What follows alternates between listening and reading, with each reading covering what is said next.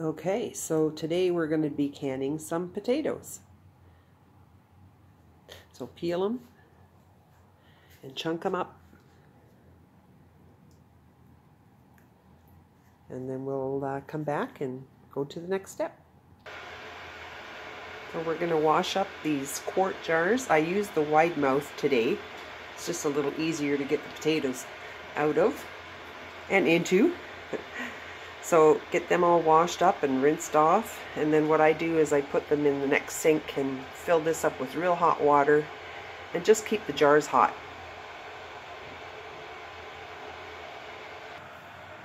So these are the tools I use. A little jar here for putting vinegar in, and a paper towel to wipe off the rims when they're ready to be lidded. I'm going to use this for scooping up my potatoes and putting them in when I do the potatoes in, oh, now I forget what you call it. Oh my gosh. Blanching, when you blanch them. And that's for the hot water to ladle into the jars, funnel, the debubbler. I don't use this all the time, but that's to pick up the lids and the rings from the hot water. And the tongs, of course. So now I've had these soaking for probably about a half hour, and I'm going to drain them off, and there will be a lot of starch taken off of there from them soaking. So here I have my canner ready. There is 3 quarts of water in there, or 12 cups, and probably about 2 tablespoons of vinegar, because I have hard water here. And then I've got a pot of water on to ladle into the jars when the potatoes are ready to go in the canner. So I also want to put a teaspoon of canning pickling salt into my quart jars before I get them in the canner. And I've peeled probably 11 pounds or so of potatoes, and I'll be canning 7 quarts. My mom always told me, put the lid on your pot because it'll come up to a boil a lot quicker. So that's what I do now. And even when I have the potatoes in to blanch, I'll put the lid back on just so it comes up to a boil quicker. And then once it does, we're going to blanch them for about 3 minutes and then take them out and put them in the hot jars. So my jars are all nicely washed and rinsed, and now I'm just filling up the sink here with hot water and letting them sit in there to keep nice and hot for when I do my canning. All the potato cubes have now been rinsed off and all the starch gone, and I just put some fresh cold water on it until it's time to put them in the jars.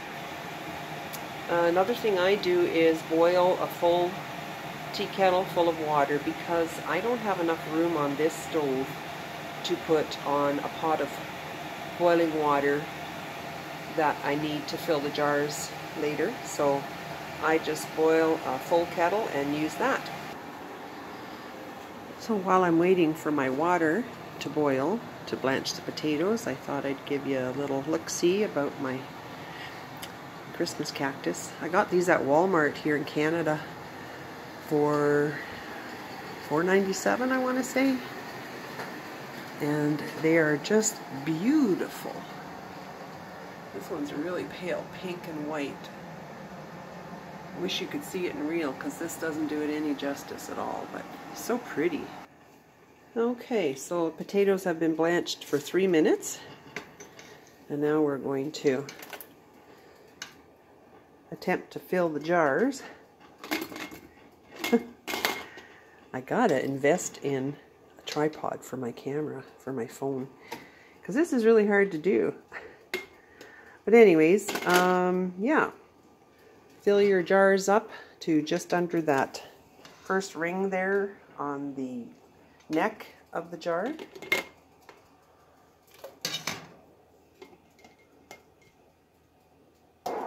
See if we've got, oh, got enough room for maybe a couple more pieces.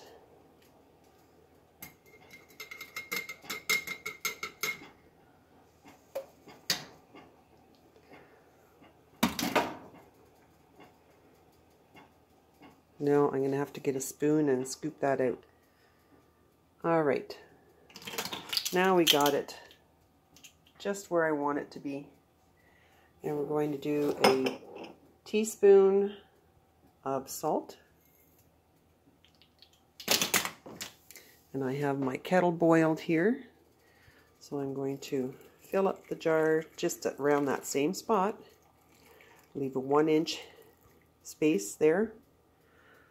So I just put it underneath that first ring. And now we're going to take our debubbler and get all the bubbles out. Got to get those bubbles out because otherwise you're going to lose all the liquid and it's just not going to seal properly. I don't know if it would explode the jar or not, but possibility because it would be under pressure. So after it's debubbled, you can see probably that the potatoes have moved around a little, and sometimes you need to adjust the water level because now everything is moved around. Yeah, there we go. Now I'm going to take my napkin and a little bit of vinegar, and I'm going to wipe around that rim, make sure there's no salt on there so that we get a good seal. And put our lid on and our ring, and then we're going to tighten it just a little bit tighter than that, but I'll have to have 2 hands to do that, and then they're all going to go in the canner. Well, I said 11 pounds of potatoes for 7 quarts. Nope. And it could be because I'm using the wide mouth mason jars, so next time I will do at least 12 pounds, and then that should be okay. So what I'm going to do is I'm going to fill this one with hot water, and I'll put it in the center of all the jars once they're all in here, and then they won't be rattling around so much. Alright, lid is on, and now I am going to bring this up to high, and it'll take about 10 minutes roughly for that nice steady stream to come out of here. And once that happens, then I'm going to turn it down again a little bit, probably about to an 8 or a 7.5 maybe, and let it steam for 10 minutes. So we're going to set the timer when it comes up to that point. Okay, steam is coming out pretty good, so I am going to set the timer for 10 minutes.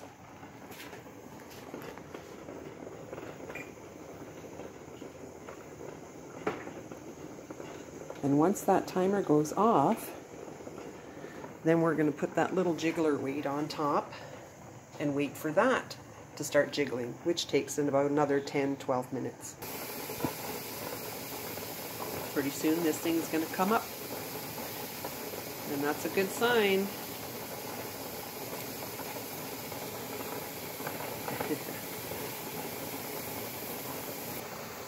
Well, there it is. 5 seconds later, it went up. See, now there's a nice steady stream and pressure's building inside. That's good. If it ever came down to it and there was too much pressure, this little black plug here, the little rubber one, it would pop out so that the steam could get out, and that is what keeps it from having an explosion. Yeah, so that little plug is your friend. So the reason I do canning is because in these times, you just never know what's going to be short at the grocery store. So I did a lot of canning at my daughter's this year, but now I'm canning for myself here too.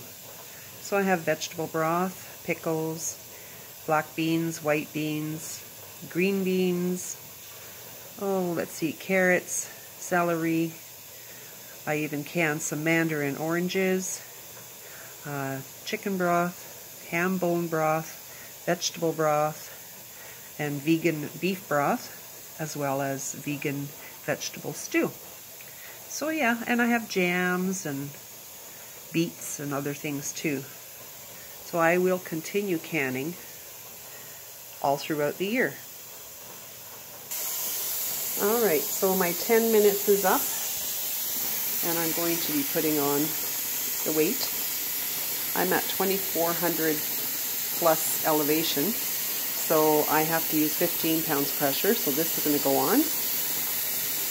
And if you feel uncomfortable putting this on with your bare hand, put it on with an oven mitt or whatever. Okay, so now we got to wait for about 10-12 minutes until this starts to jiggle, and once it does, we'll come back. Okay, it's just starting to jiggle now, so that's good. It's been about 10 minutes. So we're going to get that rocking nice and gentle, and then we'll put the timer on for 40 minutes for these quarts of potatoes. There it goes. I'll set the timer for 40, and then I'll just probably turn this down a little bit. As long as it keeps jiggling nice and gentle, even a few times a minute is just fine. So I'm going to turn this down now to maybe about 7. And if it's jiggling a little bit too hard, you can turn it down a little more. Every stove is different, so yeah, I'll bring you back when everything is done and the jars come out.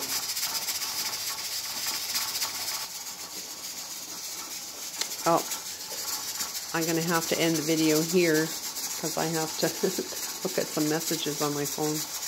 Been pinging here pretty good. So anyways, what I do, I don't have the room on the counter to do the jars, so I'll take this towel and I'll put it down on top of my washing machine lid, and I will put a cookie sheet on there with a towel, and that's where my jars will go once they're all finished, and I'll let them rest for at least 12 hours. 24 is probably nicer, but 12 hours for sure. Take off the rings and store them with just the lid on there, and then you'll have potatoes in your pantry for winter time.